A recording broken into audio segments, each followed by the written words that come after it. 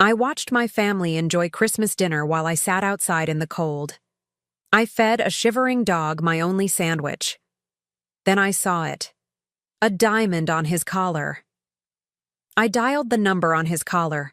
Out of nowhere, a black Mercedes arrived. The butler revealed the dog belonged to a disabled billionaire I nursed years ago. When he saw me, he did something that changed my Christmas night and my life. I'm glad to have you here. Follow my story until the end and comment the city you're watching from, so I can see how far my story has reached.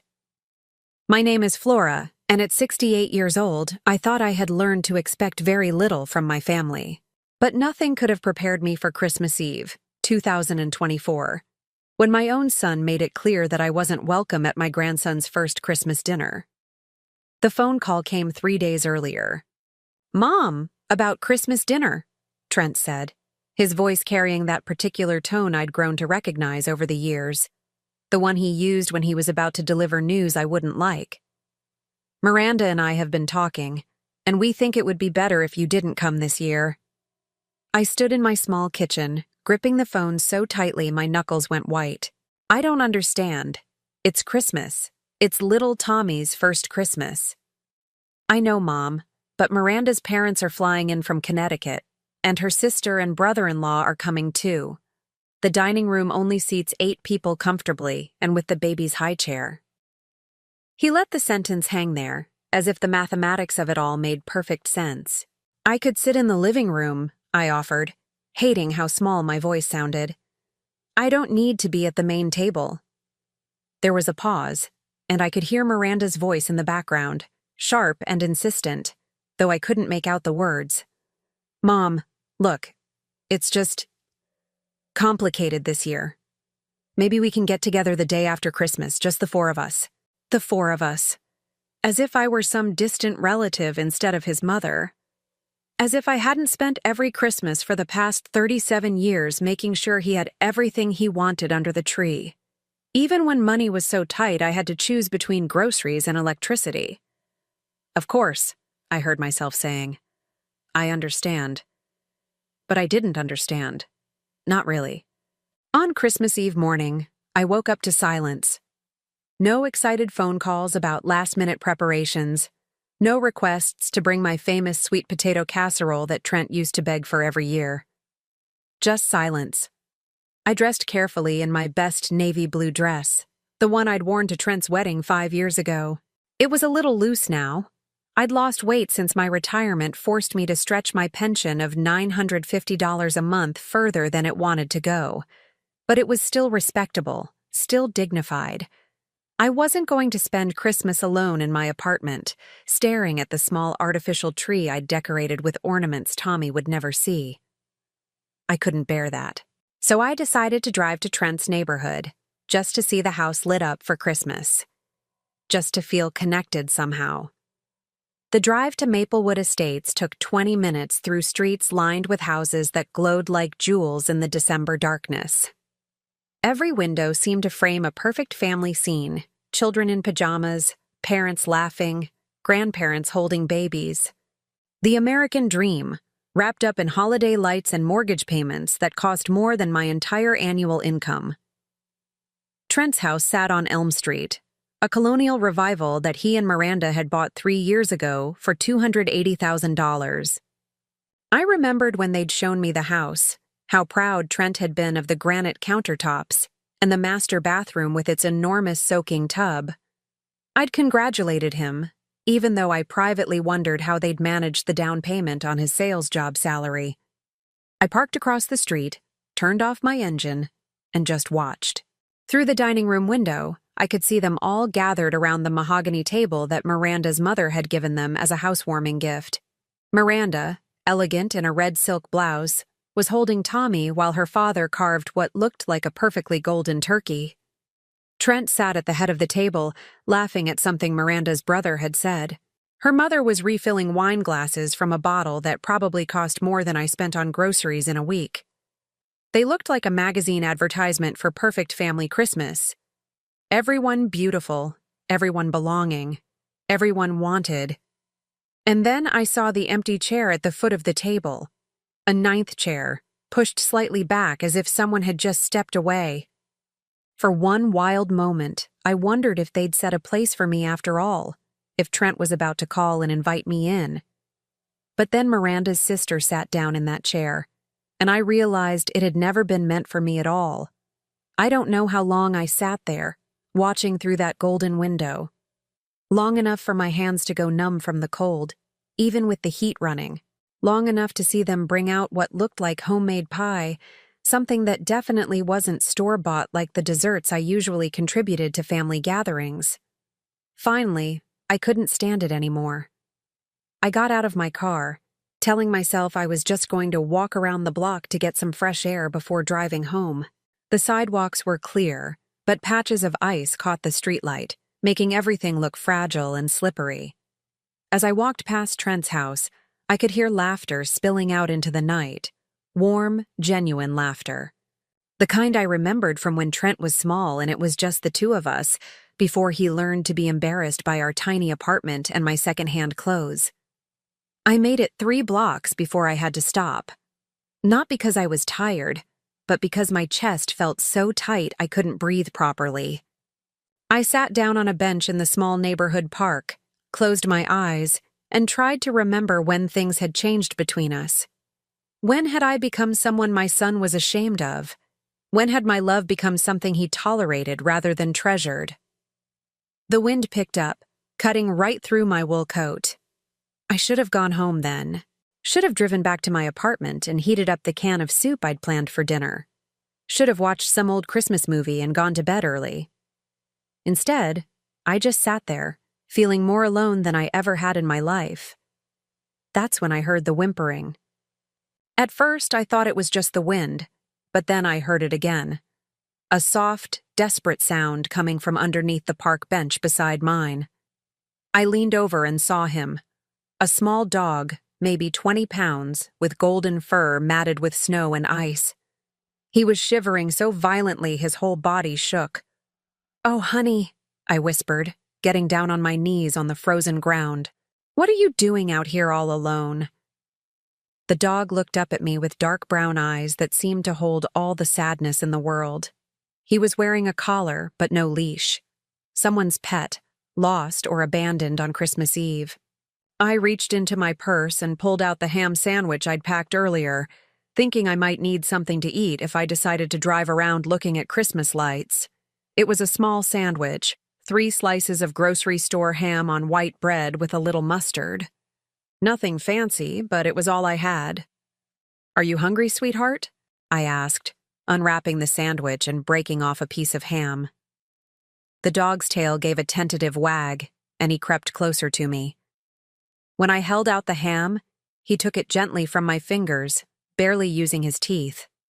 Such good manners, despite being so obviously hungry. I fed him the entire sandwich piece by piece, talking to him softly the whole time. "There you go. That's better, isn't it? Such a good boy. Someone must be missing you terribly." As I gave him the last piece of bread, I noticed his collar more clearly. It wasn't just any collar. It was made of what looked like expensive leather, with small metal studs that caught the streetlight. And hanging from it was something that made me blink twice to make sure I was seeing correctly. A diamond. Not a rhinestone or a piece of glass, but what looked like a genuine diamond, about the size of a dime, hanging from a small platinum setting. I looked around the empty park, suddenly feeling like I was in some kind of fairy tale. Who put a diamond on a dog's collar? And what was a dog wearing something so valuable doing lost in a suburban park on Christmas Eve? The dog finished eating and settled down next to me on the bench, his warm body pressed against my side. For the first time all day, I felt like someone actually wanted my company. "What's your story, honey?" I asked, gently stroking his damp fur. "And what are we going to do with you?" As if in answer, he lifted his head and looked at me with those soulful brown eyes. And for the first time since Trent's phone call 3 days ago, I felt something other than rejection and sadness. I felt needed. The diamond caught the streetlight again, winking like a star. I looked closer at the collar and noticed something I'd missed before. a small metal tag tucked behind the diamond. A phone number was engraved on it in tiny, precise letters. My hands were shaking as I pulled out my phone, though I wasn't sure if it was from the cold or from something else entirely. Something that felt like hope, even though I couldn't explain why. The dog leaned against me harder, as if he knew that whatever happened next was going to change everything. I stared at the phone number on the tag for a full minute before I found the courage to dial it. My fingers were numb from the cold, and I had to try 3 times before I managed to press the right numbers. The phone rang once, twice. On the 3rd ring, a crisp, professional voice answered. "Wellington Residence, Maxwell speaking." I nearly hung up. Wellington Residence? Maxwell? This sounded like something out of a movie, not the kind of phone call a retired nurse from a 1-bedroom apartment was supposed to be making. Hello? I managed, my voice barely above a whisper. "I found a dog. He has this phone number on his collar." There was a pause, and then the voice, Maxwell, became suddenly urgent. "Ma'am, could you please describe the dog?" He's small, golden fur, very sweet. He was lost in Riverside Park, and he seemed hungry and cold. "Oh, thank goodness," Maxwell said, and I could hear genuine relief in his voice. "Ma'am, this is extremely important. Where are you right now? Are you safe? Is the dog with you?" Charlie. So that was his name. "Yes, we're both fine. We're still in the park on Elm Street, but—" "Please don't move," Maxwell interrupted. "I'm sending someone to collect you both immediately. May I have your name?" "Flora," I said automatically. "Flora Henderson. But I don't understand." "Mrs. Henderson, I cannot thank you enough for calling. You have no idea how worried we've been. Please, just stay exactly where you are. Someone will be there in less than 10 minutes. The line went dead, leaving me staring at my phone in confusion. I looked down at Charlie, who was now sitting calmly beside me as if none of this was strange at all. "What exactly have I gotten myself into, Charlie?" I asked him. He wagged his tail and licked my hand, which was somehow reassuring despite the bizarre circumstances. True to Maxwell's word, exactly 8 minutes later, a pair of headlights turned into the park. But it wasn't just any car. It was a black Mercedes sedan, the kind I'd only ever seen in movies or driving past me on the highway. It moved silently through the park entrance and came to a stop directly in front of my bench. The driver's door opened, and out stepped a man who looked like he'd walked out of a different century. He was wearing a perfectly tailored black coat, leather gloves, and what appeared to be an honest-to-goodness chauffeur's cap. He had to be in his 60s, with silver hair and the kind of posture that spoke of military training or years of formal service. "Mrs. Henderson?" he asked, approaching us with measured steps. His voice was the same one I'd heard on the phone, Maxwell. "Yes," I said, standing up slowly. Charlie remained pressed against my legs, but his tail was wagging faster now, as if he recognized either Maxwell or the car. "Ma'am," Maxwell said, and then he did something that nearly knocked me over. He bowed, actually bowed, like I was royalty instead of an old woman in a worn coat sitting in a public park. "I cannot express how grateful Mr. Wellington will be that you found Charlie and kept him safe." Mr. Wellington. The name sent a little chill down my spine, though I couldn't say why. "Is Mr. Wellington Charlie's owner?" I asked. "Indeed he is, ma'am, and he's been quite beside himself with worry." Maxwell looked down at Charlie, who had trotted over to him and was receiving gentle pats. Charlie has never wandered off before. Mr. Wellington was afraid something terrible might have happened.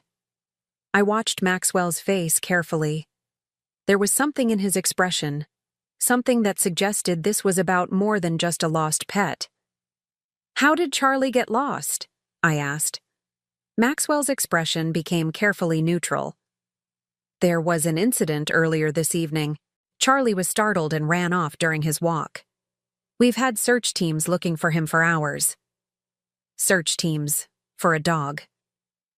I glanced again at the diamond hanging from Charlie's collar and began to understand that whoever Mr. Wellington was, he was not an ordinary person. Mrs. Henderson, Maxwell continued, Mr. Wellington would very much like to thank you in person if you'd be willing. He's waiting at the house.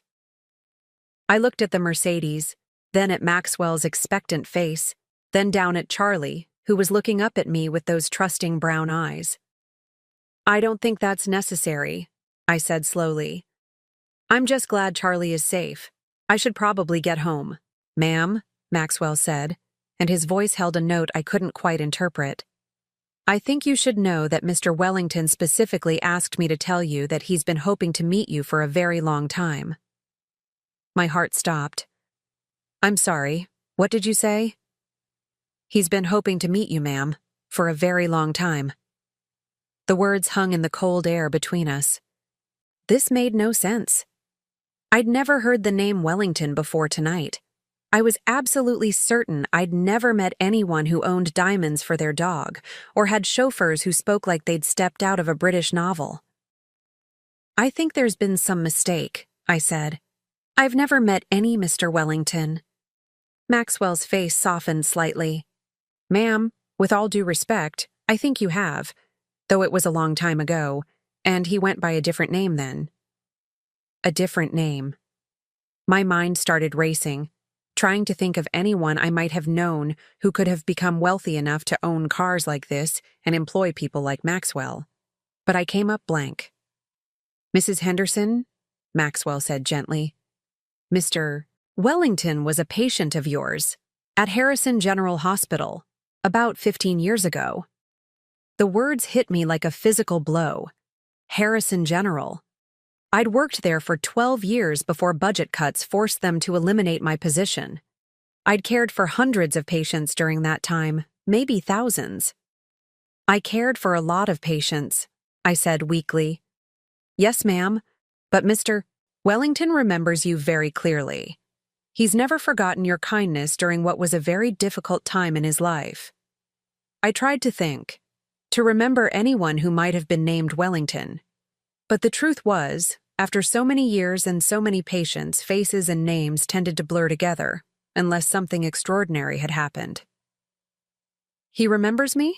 I asked. Oh, yes, ma'am. He's spoken of you often over the years. He's tried to find you multiple times, but you'd moved, and your old phone number was disconnected. This was becoming surreal. Someone had been looking for me. Someone I'd cared for had actually remembered me enough to try to find me years later. Ma'am, Maxwell said, glancing at his watch. It's Christmas Eve, and it's quite cold. Mr. Wellington is waiting, and I know he'd be honored if you'd allow me to drive you to meet him, even if it's just for a few minutes. I looked around the empty park, thought about my silent apartment and the can of soup waiting for me. Then I thought about Trent and Miranda, and the perfect family dinner I'd never be invited to. What did I have to lose? All right, I heard myself saying. I'll meet him. Maxwell's face broke into the first genuine smile I'd seen from him. Wonderful, ma'am, if you'll allow me. He moved to open the rear door of the Mercedes, and I got my first look at the interior.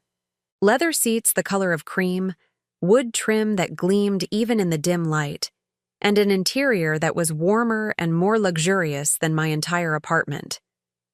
Charlie jumped in first, settling himself on the seat like he'd done it 1,000 times before. I slid in after him, sinking into leather so soft it felt like sitting on a cloud. Maxwell closed the door gently and returned to the driver's seat. The car started so quietly I barely heard the engine. Where are we going? I asked as we pulled out of the park. Not far, ma'am, Maxwell said, glancing at me in the rearview mirror. About 20 minutes to Lakeshore Drive. Lakeshore Drive. I knew the area. It was where the really wealthy people lived. Houses that sold for millions of dollars, with private docks and gates and security systems. Not the kind of place where people like me were usually welcome. As we drove through the increasingly upscale neighborhoods, Maxwell made polite conversation about the weather and Charlie's habits, but I could sense something beneath his professional demeanor. An excitement, maybe, or anticipation. "Maxwell," I said finally, "can you tell me what Mr. Wellington's first name is? It might help me remember him." In the rearview mirror, I saw Maxwell smile. "Of course, ma'am. His name is Dean Wellington." Dean. The name hit me like lightning, and suddenly I was back in room 412 at Harrison General 15 years ago. A man in his late 30s, paralyzed from a car accident, angry and bitter and convinced his life was over. His family had visited the first few weeks, but as it became clear he might never walk again, the visits had become less frequent, then stopped altogether.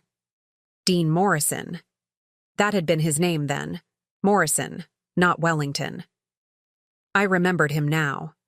How could I have forgotten? He'd been one of my most challenging patients, not because of his medical needs, but because of his rage. He'd yelled at nurses, thrown things, refused treatment. Everyone dreaded being assigned to his room.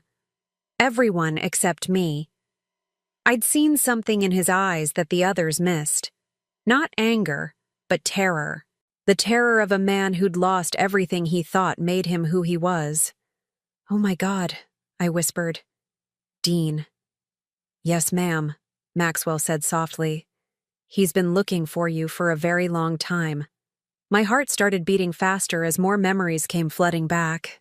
The weeks I'd spent talking to him, listening to him rage against his fate. The day he'd finally let me read to him. The afternoon he'd cried in my arms like a child. And the day I'd been told he was being transferred to a long-term care facility because his insurance had run out. I'd never seen him again. "How is he?" I asked, my voice barely audible. Maxwell's smile in the mirror was radiant. "Ma'am, Dean Wellington is one of the most successful men in the state, but more importantly, he's one of the happiest. And he credits that entirely to a nurse named Flora Henderson, who refused to give up on him when everyone else had." The Mercedes turned into a driveway that seemed to go on forever, lined with trees that had been wrapped in thousands of tiny lights. At the end of the drive stood a house that looked like something from a fairy tale. Not ostentatious, but elegant and welcoming, with warm light spilling from every window. Charlie was sitting up now, tail wagging furiously, obviously recognizing home. "Ma'am," Maxwell said as we pulled to a stop in front of the house, "Mr. Wellington, Dean, wants you to know that finding you tonight feels like a Christmas miracle." Charlie running off and ending up in that exact park where you would be sitting at that exact moment. Well, he doesn't believe in coincidences. As Maxwell came around to open my door, I saw the front door of the house open. A figure appeared in the doorway, silhouetted against the golden light from inside. Even from a distance, even after 15 years, I knew it was Dean. And I knew my life was about to change forever. The man standing in the doorway wasn't the broken, angry patient I remembered from 15 years ago. This Dean Wellington stood tall and confident, though I could see the wheelchair parked just behind him in the foyer. He was wearing an expensive sweater and dark slacks, and his hair had gone silver at the temples in a way that made him look distinguished rather than old. But his eyes were exactly the same. The same deep blue that had blazed with fury in room 412, then later with hope when he'd finally allowed me to help him believe in a future. "Flora," he said, and my name came out like a prayer. "My God, it's really you." Maxwell was beside me, offering his arm for support, which I gratefully took because my legs had suddenly become unreliable. Charlie bounded out of the car and raced toward Dean, who reached down from his standing position to scratch behind the dog's ears. "Hello, Dean," I managed, my voice coming out in a whisper. "I can't believe you're standing?" He smiled, that same crooked smile I remembered, though it was no longer bitter. It took 5 years of physical therapy, 3 experimental surgeries, and more determination than I knew I had. But you taught me that miracles were possible if I didn't give up. I felt tears starting to blur my vision. You were told you'd never walk again. I was told a lot of things. He stepped forward, moving slowly but steadily. The doctor said I'd never regain feeling below my waist. Insurance companies said I wasn't worth the investment in experimental treatments. My own family said I should accept my limitations and be grateful for what I had left. He stopped about 3 feet away from me, close enough that I could see the fine lines around his eyes, the evidence of years that had passed since our time at Harrison General. But there was one nurse who told me something different. She said that my body might be broken, but my spirit wasn't. And as long as my spirit was intact, anything was possible. Do you remember saying that, Flora? I did remember. It was during one of his darkest days, when he'd refused to eat or speak to anyone. I'd sat in that uncomfortable plastic chair beside his bed for 2 hours, talking to him about everything and nothing, until finally he'd looked at me and asked why I bothered with him when everyone else had given up. I remember, I whispered. That conversation changed my life, Dean said simply. Not just because of what you said, but because of how you said it, like you actually believed it, like you saw something in me that I couldn't see in myself. Maxwell cleared his throat gently. Perhaps we should move this conversation inside. It's quite cold, and Mrs. Henderson has had a long evening. Of course, Dean said, his face flushing with embarrassment. Flora, please come in. Let me make you some tea or coffee or whatever you'd like. The interior of the house was even more beautiful than the exterior.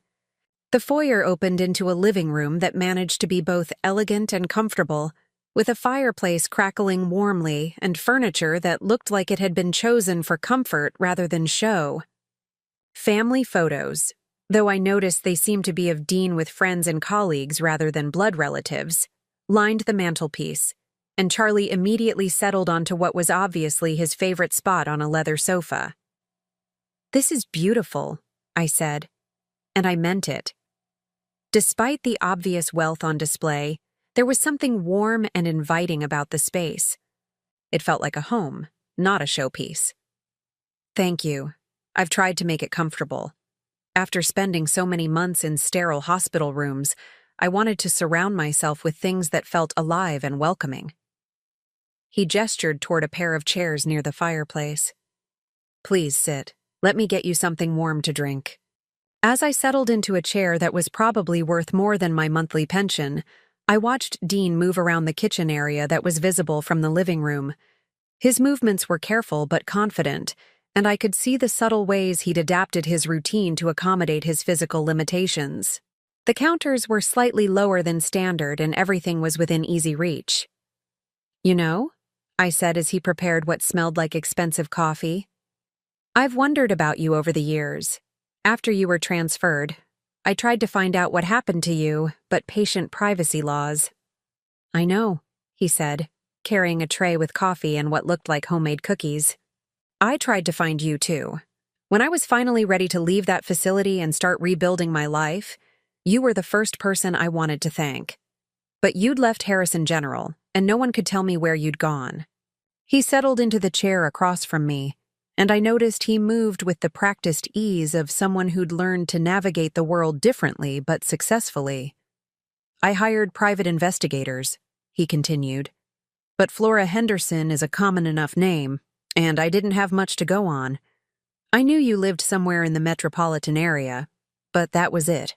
You hired investigators to find me? I asked, shocked. Flora, you saved my life. Not in a medical sense. Other nurses could have administered my medications and monitored my vitals. You saved my life by refusing to let me disappear into despair. He leaned forward, his eyes intense. Do you have any idea what it meant to have someone sit with me during those panic attacks? To have someone read to me when I couldn't concentrate enough to read myself?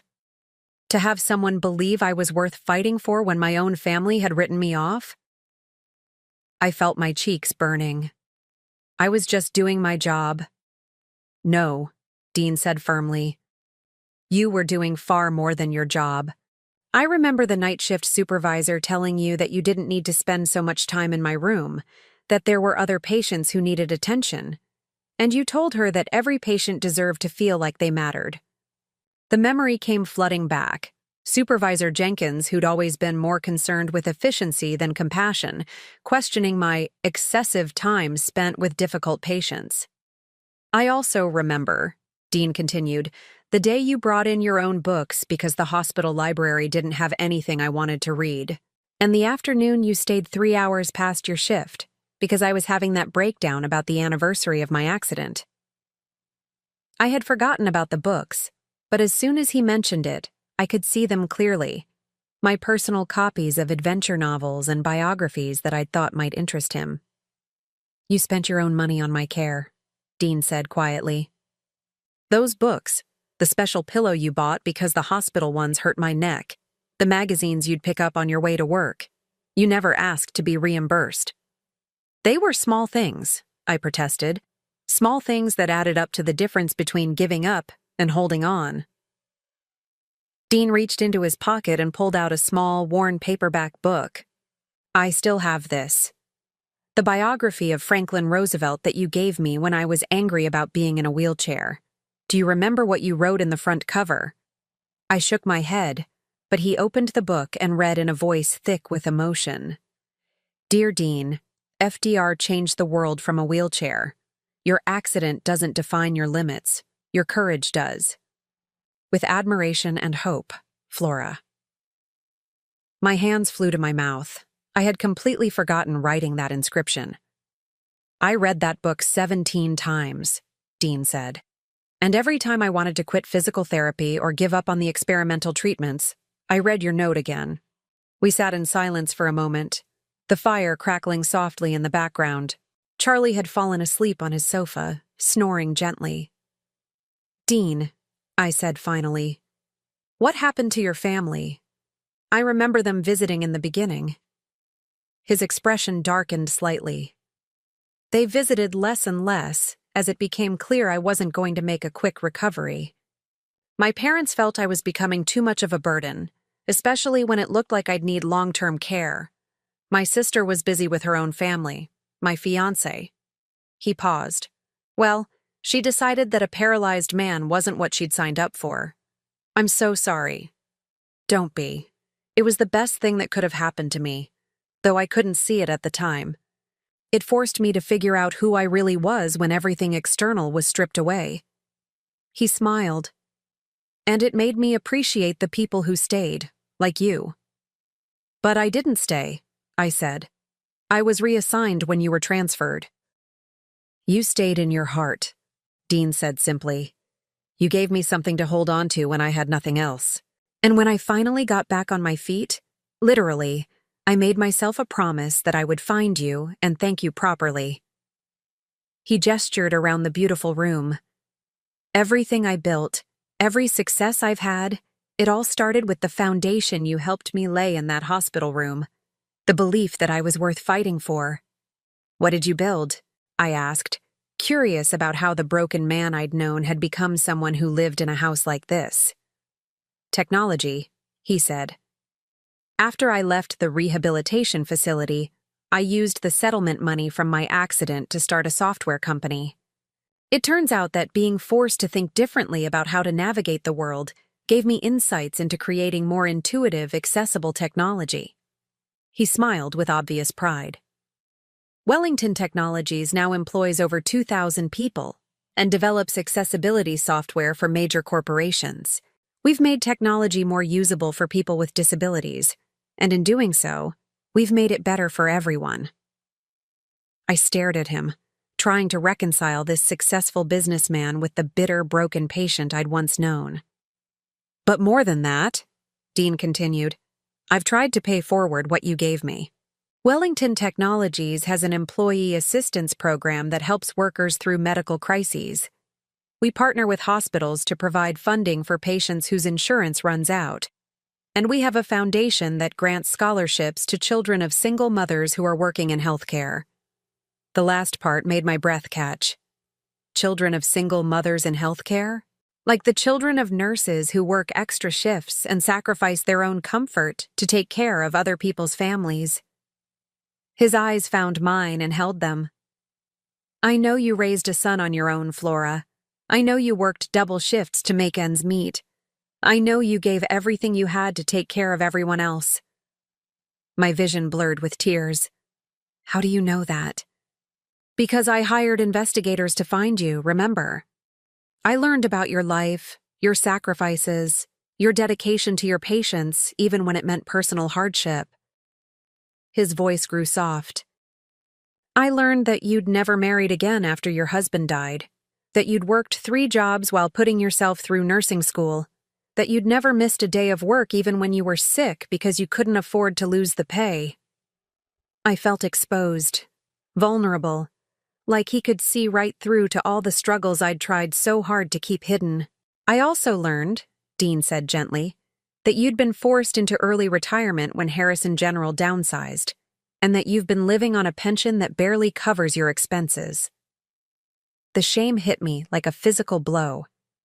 Here I was, sitting in this beautiful house with a man who'd built an empire, and he knew exactly how small and insignificant my life had become.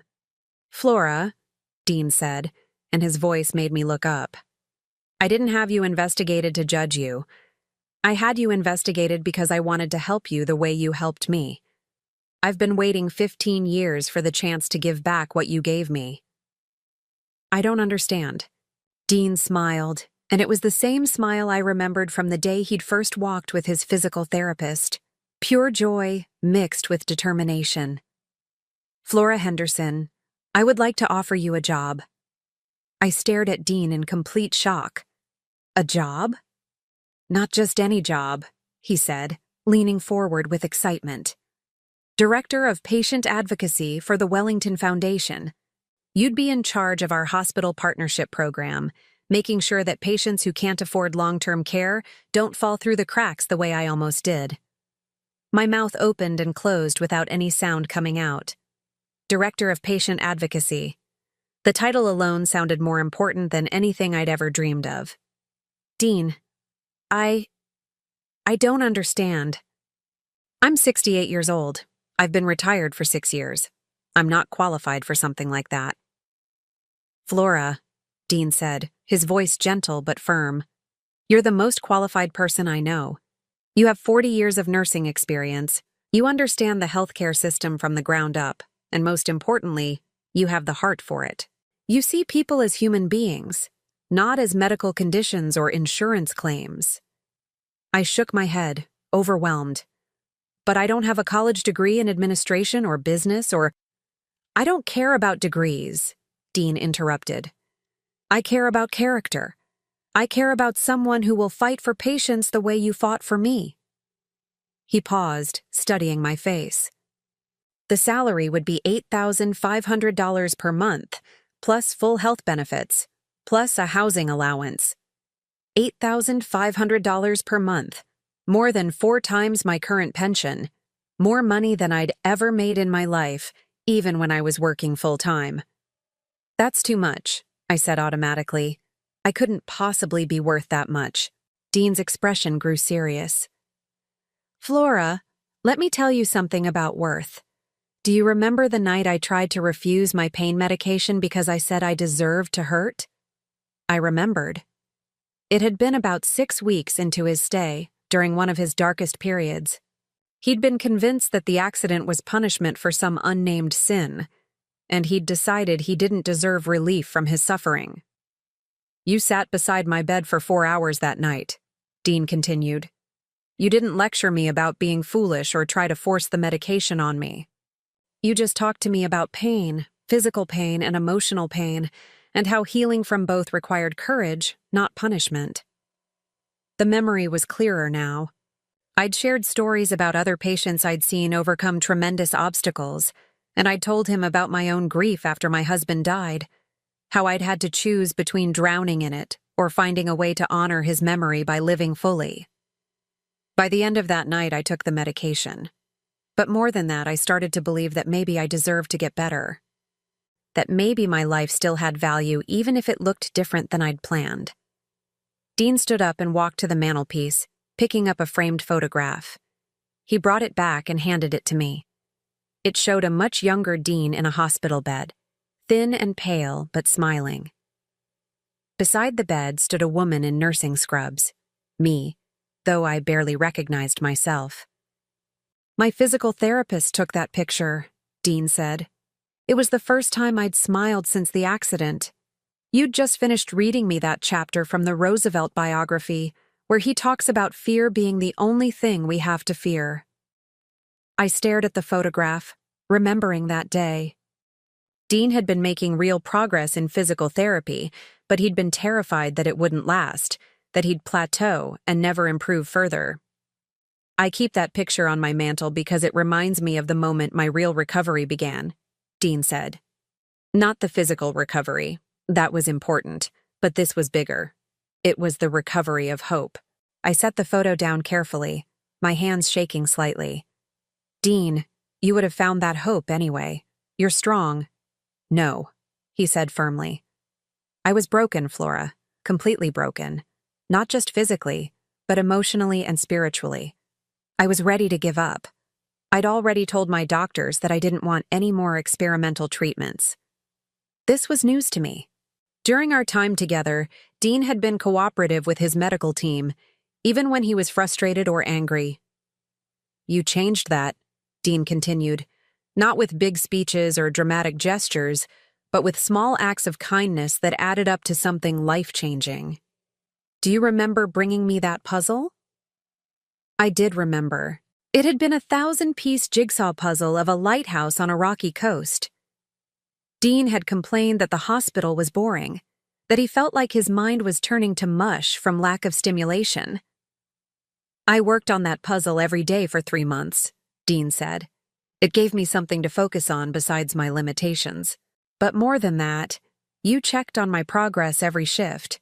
You celebrated with me when I found difficult pieces, and you encouraged me when I got frustrated and wanted to quit. He smiled at the memory. The day I placed the final piece, you brought me a cupcake from the hospital cafeteria. You said every accomplishment deserved recognition, no matter how small it seemed to other people. I had brought him that cupcake.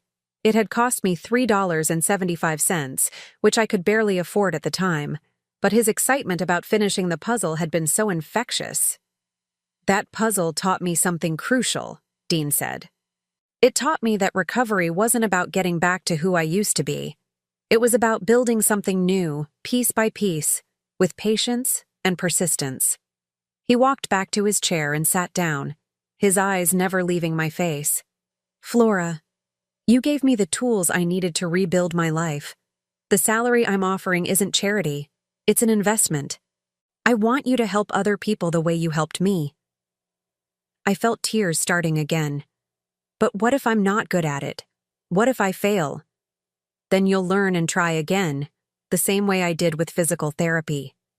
Dean's voice was warm but determined. Flora, I didn't become successful by playing it safe.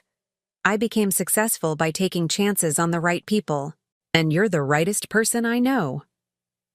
I looked around the beautiful room, trying to process everything he was telling me. Where would I work? I don't even have a car that could get me to an office downtown. The foundation has offices here in the house, Dean said, and Maxwell would be happy to drive you wherever you need to go. But honestly, a lot of the work could be done from home if you preferred. My mind was reeling. This morning, I'd been a lonely retiree with $37 in my checking account, and now I was being offered a job that would change my entire life. There's something else, Dean said quietly. The foundation owns a small house about 2 miles from here. 3 bedrooms, 2 bathrooms, a garden. It's meant for visiting researchers or guest speakers, but it's been empty for months. You could live there rent-free as part of your compensation package. A house. He was offering me a house. Dean, this is too much. You don't owe me anything. I was just doing my job. Stop, he said gently but firmly. Stop diminishing what you did. You didn't just do your job, Flora. You went above and beyond in every possible way. You spent your own money, your own time, your own emotional energy to help a stranger get through the worst period of his life. He reached into an end-table drawer and pulled out a thick folder. Do you want to know what else my investigators found out about you? I wasn't sure I did, but I nodded.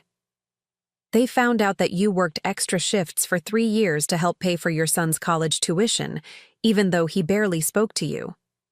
They found out that you've sent your grandson birthday cards for 5 years, even though they're always returned unopened. They found out that you volunteered at a free clinic every Saturday for 8 years until your arthritis made it too difficult. Each revelation felt like a punch to my chest. These were private things, personal struggles that I'd never shared with anyone. They also found out, Dean said, his voice growing softer, that you spent last Christmas alone because your son said there wasn't room for you at his family dinner. I looked up sharply. How could you possibly know that? Because I hired investigators who are very good at their jobs. Dean's expression was gentle but sad. Flora, you've spent your entire adult life taking care of other people, and no one has taken care of you. That ends now. I felt a sob building in my chest. Dean, you don't understand. My relationship with my son is complicated. I wasn't always there for him when he was growing up because I was working so much. Maybe I deserve. You deserve nothing but love and respect, Dean said firmly. You worked multiple jobs to provide for your child. You sacrificed your own comfort to give him opportunities. The fact that he can't appreciate that says nothing about you and everything about him. The sob escaped despite my best efforts to contain it. All the years of guilt, all the self-doubt about whether I'd been a good enough mother, came pouring out. Dean moved to the sofa and patted the cushion beside him. Come here, he said gently. I moved to sit beside him, and he handed me a box of tissues from the coffee table. Flora, he said, I want to tell you something that might be hard to hear. Your son doesn't appreciate you not because you failed as a mother, but because he's never had to face real hardship. You worked so hard to give him stability that he never learned to value sacrifice. I wiped my eyes with a tissue. He's not a bad person. He just takes you for granted, Dean finished. And that's not acceptable. You raised him. You supported him. You loved him unconditionally. The fact that he can't make room for you at Christmas dinner is a reflection of his character, not yours. We sat in comfortable silence for a few minutes, Charlie's gentle snoring the only sound in the room. Outside, snow had begun to fall again, but inside, by the fire, I felt warmer than I had in years. Flora, Dean said finally, I'm going to ask you a direct question, and I want you to answer honestly. Are you happy with your current life? I thought about my small apartment, my empty days, the phone that rarely rang except for telemarketers. I thought about spending holidays alone, about having to choose between groceries and prescription medications, about feeling invisible and unnecessary. No, I whispered. I'm not happy. Then let me help you change that, Dean said. Take the job, move into the house. Let me give you the chance to feel valued and important again. I looked at him, this man I'd known as broken and bitter, now successful and kind, offering me a lifeline I'd never dared to hope for. What if your investigators were wrong about me? I asked. What if I'm not as good a person as you think I am? Dean smiled. Flora, do you know how I knew it was you who found Charlie tonight? I shook my head. Because only someone with your heart would sit in a freezing park on Christmas Eve and give their last sandwich to a stray dog. Charlie didn't wander off by accident. I let him go, hoping he'd lead me to someone who would help him. I've been doing it for months, looking for you. My mouth fell open. You've been using Charlie to find me? I knew you lived somewhere in this area, and I knew that if our paths crossed, you'd be the kind of person who would help a lost animal. Dean's eyes twinkled with mischief. I just didn't expect him to find you on Christmas Eve. That really was a miracle. I stared at him in amazement. You're telling me this whole thing was a setup? Not a setup, a hope.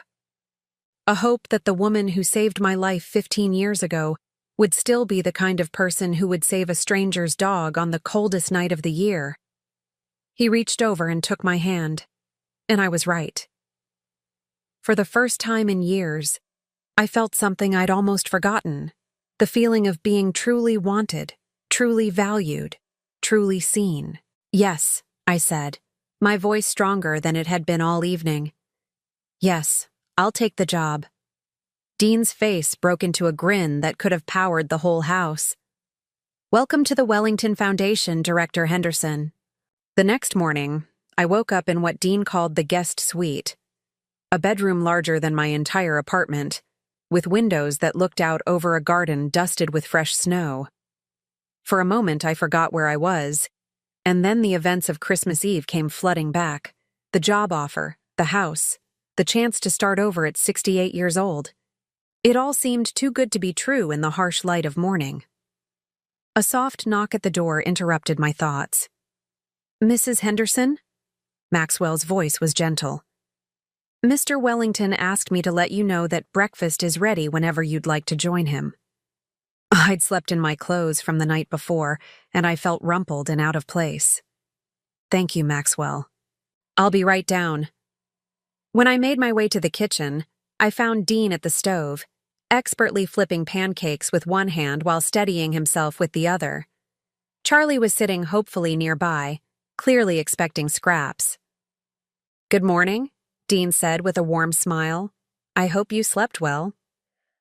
Better than I have in months, I admitted. The bed had been like sleeping on a cloud, and for the first time in years, I hadn't woken up worrying about money. Excellent. I made my famous blueberry pancakes. Well, I say famous, but really only Charlie and Maxwell have ever tasted them. He gestured toward a place setting at the kitchen island. Coffee's fresh, and there's orange juice if you prefer. As I settled onto the bar stool, I watched Dean move around his adapted kitchen with easy confidence. Everything was positioned for someone who needed to maintain balance while cooking, but it didn't look medical or institutional. It just looked thoughtfully designed. Dean, I said as he placed a stack of perfect golden pancakes in front of me. I want you to know that last night meant everything to me. But I've been thinking, and I'm not sure I'm the right person for this job. He paused, syrup bottle halfway to his own plate. What makes you say that? I don't have any experience with foundations or administration. I've never managed anything bigger than a nursing shift. What if I disappoint you? Dean set down the syrup and looked at me seriously. Flora, can I tell you about my first day as CEO of Wellington Technologies? I nodded, cutting into the pancakes, which smelled incredible. I had no idea what I was doing. None. I'd started the company from my rehabilitation facility bed, but I'd been so focused on the technical side that I'd never thought about actually running a business. He laughed, shaking his head. My first board meeting was a disaster. I forgot half the agenda, mispronounced our biggest client's name, and accidentally revealed confidential information that nearly cost us a contract. What happened? My board wanted to replace me with someone more experienced, but my mentor, an older gentleman named Frank Morrison who'd invested in the company, took me aside afterward. Dean's expression grew thoughtful.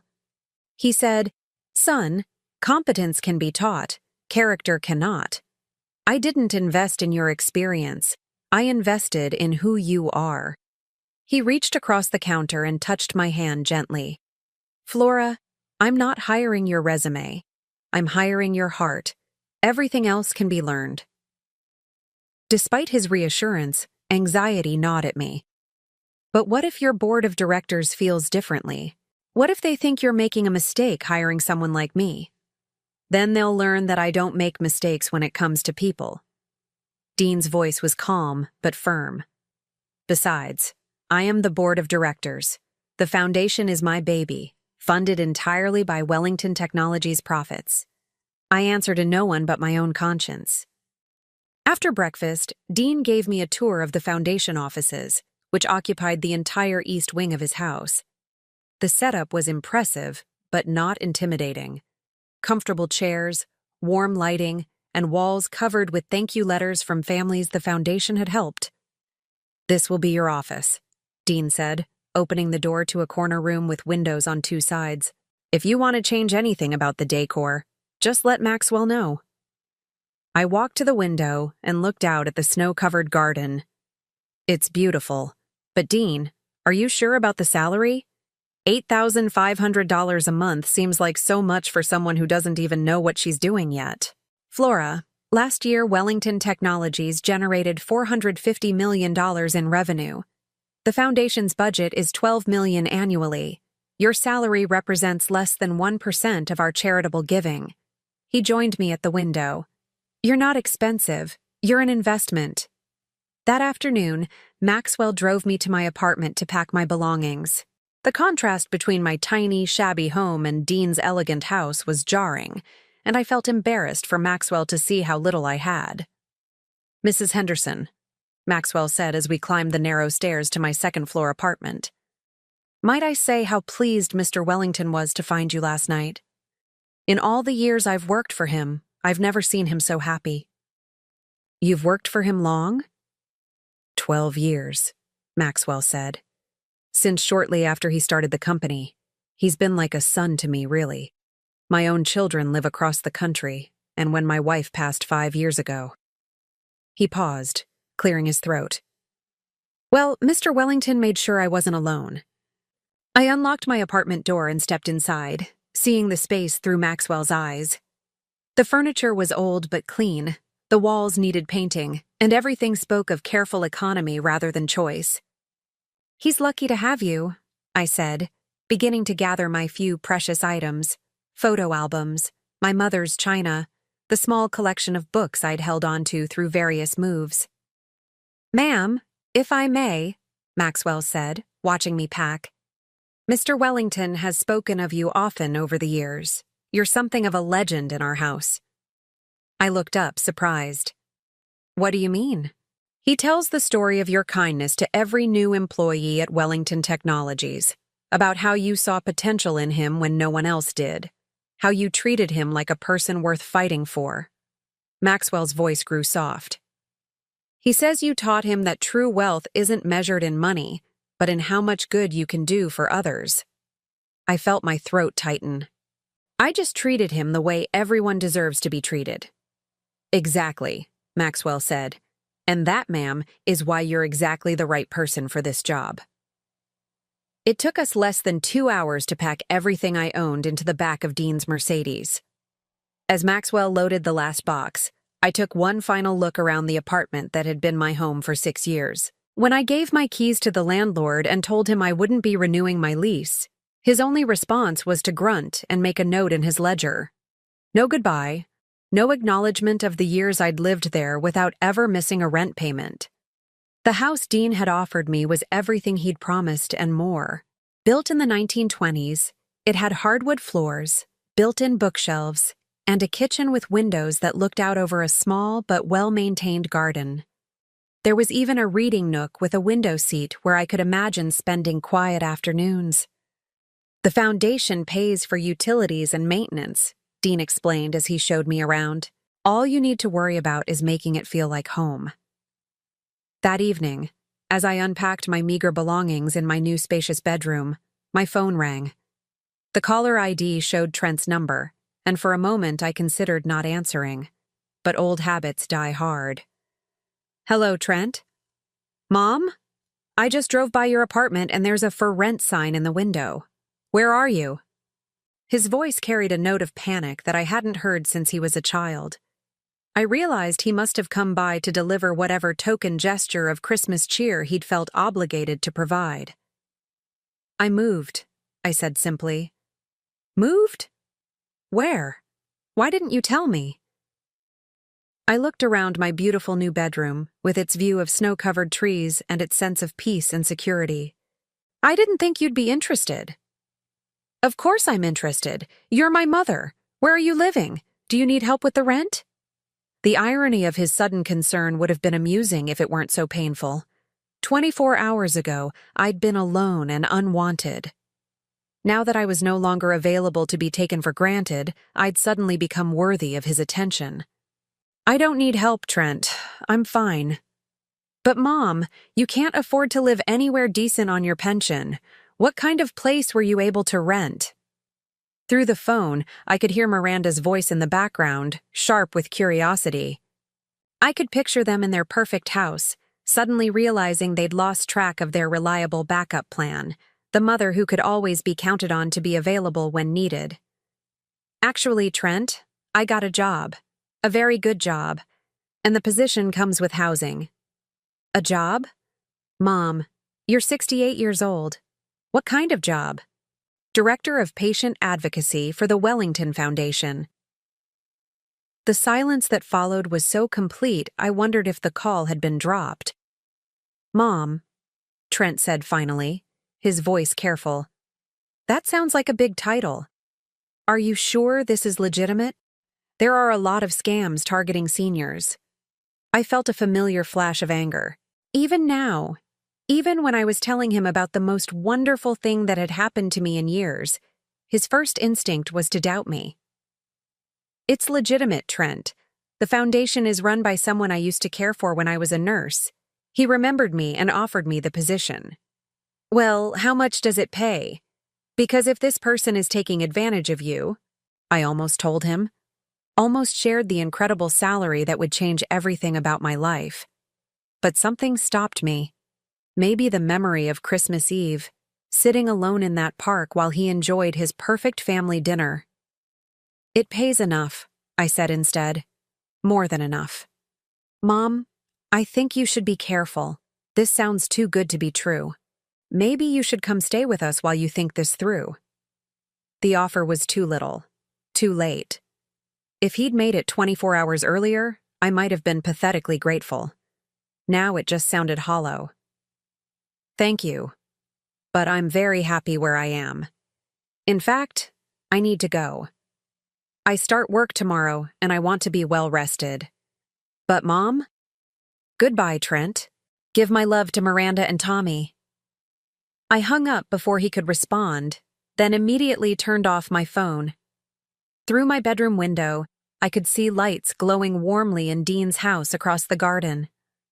I thought about the man who had remembered a kindness from 15 years ago, who had spent months looking for me, who had offered me not just a job, but a chance to matter again. For the first time in years, I fell asleep excited about tomorrow. 6 months later, I stood in my office at the Wellington Foundation, reviewing applications for our newest program, Emergency Medical Assistance for Families Facing Unexpected Health Crises. The irony wasn't lost on me.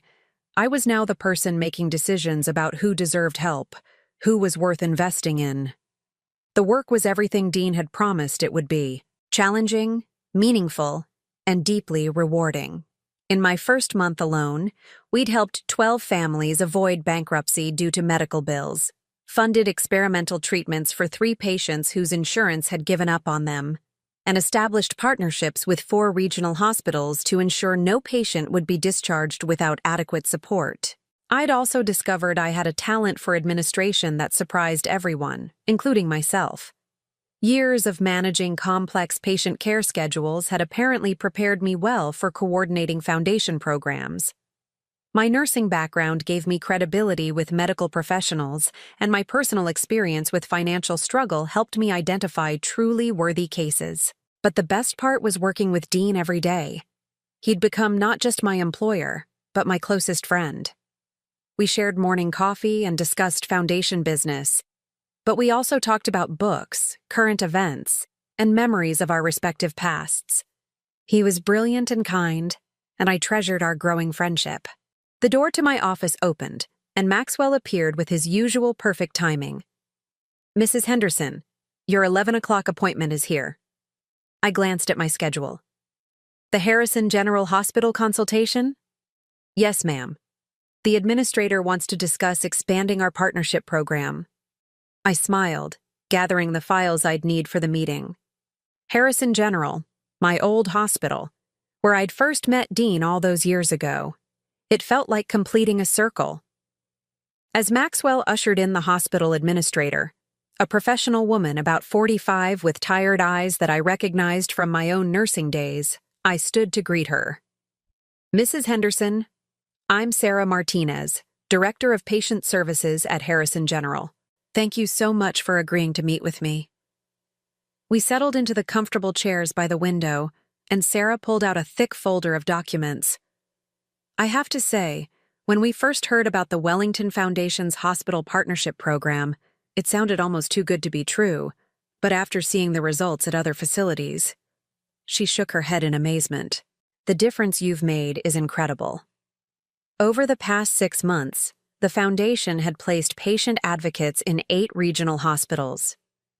These advocates, many of them retired nurses like myself, worked directly with families to navigate insurance complications, find resources for continued care, and ensure that no patient fell through the cracks due to bureaucratic complications. The program has been very successful, I agreed. But it only works when hospital administration is fully committed to the partnership. Oh, we're committed, Sarah said quickly. We've seen too many families destroyed by medical debt, too many patients given up on because their insurance ran out. What you're offering, it's exactly what healthcare should be. We spent the next hour discussing implementation details, staffing requirements, and budget considerations. It was the kind of complex negotiation that would have terrified me 6 months ago, but now felt natural and energizing. As Sarah was leaving, she paused at the door. Mrs. Henderson, can I ask you something personal? I nodded. Were you ever a patient care nurse at Harrison General? Your name sounds familiar, and something about your approach to patient advocacy. I was, I said. I worked there for 12 years before the downsizing in 2018. Sarah's face lit up with recognition. I thought so. I was a new administrator then, and I remember hearing about a nurse who went above and beyond for her patients. The other staff talked about you all the time, how you'd stay late with difficult cases, how you never gave up on anyone. A warm feeling spread through my chest. After all these years, I was remembered not for my limitations or my struggles, but for my dedication. That's very kind of you to say. It's not kind, it's true. And now I understand why the Wellington Foundation is so effective. You're bringing that same heart to healthcare administration that you brought to bedside care. After Sarah left, I sat quietly in my office, looking out at the garden where snow was beginning to fall again. In a few hours, Dean and I would have our weekly dinner together, a tradition we'd started after my first week on the job. Tonight we were planning the Foundation's first annual gala, a fundraising event that would allow us to expand our programs even further. My phone buzzed with a text message. I glanced at it, expecting something work-related, but instead saw Trent's name. Mom, Miranda, and I were wondering if you'd like to come to dinner this weekend. Tommy's been asking about his grandmother. I stared at the message for a long time. Over the past 6 months, Trent had called regularly, his tone gradually shifting from concern to curiosity to something that might have been respect. He'd learned that my job was real, that my new living situation was legitimate, and that I was no longer the financially struggling woman he'd grown accustomed to dismissing. Miranda had even called once, supposedly to catch up, though I suspected she was fishing for information about exactly how well the foundation paid its directors. The truth was, I could afford to be generous now. I could afford to overlook their past treatment of me, to focus on building a better relationship going forward. Dean had taught me that holding on to resentment only poisoned the person carrying it, but I'd also learned something else over the past 6 months. I no longer needed their approval to feel valuable. Their acceptance, while pleasant, wasn't essential to my happiness. I typed back a careful response. That sounds lovely. Let me check my schedule and get back to you. It wasn't a no, but it also wasn't the eager, grateful yes I would have given 6 months ago. I had learned to value my own time and energy, to make decisions based on what I wanted rather than what other people expected of me. A knock at my office door interrupted my thoughts. Dean appeared, leaning against the doorframe with Charlie at his side. How did the Harrison General meeting go? Very well. They're enthusiastic about the partnership. I gestured to the chair across from my desk. Sarah Martinez remembered me from when I worked there. She said the staff used to talk about my patient care. Dean's face broke into a proud smile. Of course they did. You were probably the best nurse they ever had. I don't know about that. I do. Dean settled into the chair, and Charlie immediately went to his favorite spot under the window. Flora, there's something I've been wanting to discuss with you. His tone was more serious than usual, and I felt a flutter of anxiety. What is it? The foundation has grown faster than I ever imagined it would. In 6 months, we've expanded from a small local charity to a regional organization with real impact. He leaned forward, his expression earnest. But to take the next step, to become a truly national foundation, we need to restructure. My heart sank. Was he letting me go? Had I somehow failed to meet his expectations? I want to promote you to executive director, Dean continued, with full authority over all foundation operations. You'd be my partner in this, Flora, not my employee. I stared at him in shock. Dean, I couldn't possibly. Yes, you could. You've proven yourself over and over again. You understand the work better than anyone. You have the trust of our hospital partners. And most importantly, you care about our mission as much as I do. But the board of directors will do whatever I recommend, because I own the foundation. Dean's smile was mischievous. Besides, I've been thinking about stepping back from day-to-day operations. I'd like to travel, maybe write a book about overcoming adversity. But I can only do that if I know the foundation is in the hands of someone who shares my values. The magnitude of what he was offering hit me like a wave. Executive director of a national foundation. The chance to help thousands of families instead of dozens. The opportunity to transform healthcare advocacy on a scale I'd never imagined. The salary would be $12,000 per month, Dean added casually, plus benefits and a car allowance. Oh, and the foundation would buy the house you're living in and deed it to you outright. $12,000 per month. The house would be mine. At 68, I was being offered financial security beyond my wildest dreams, along with work that gave my life profound meaning. Dean, I said, my voice thick with emotion, why are you doing this? You've already given me so much. He was quiet for a moment, looking out at the garden where snow continued to fall softly. Because 15 years ago, a nurse sat beside my hospital bed and convinced me that my life still had value.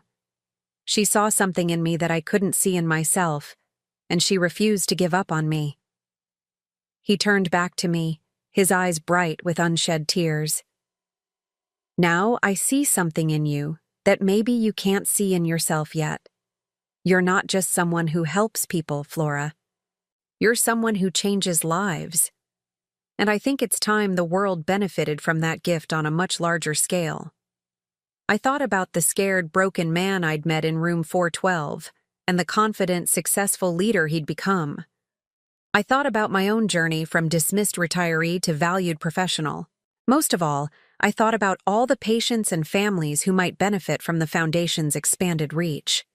Yes, I said, my voice stronger than it had been in years.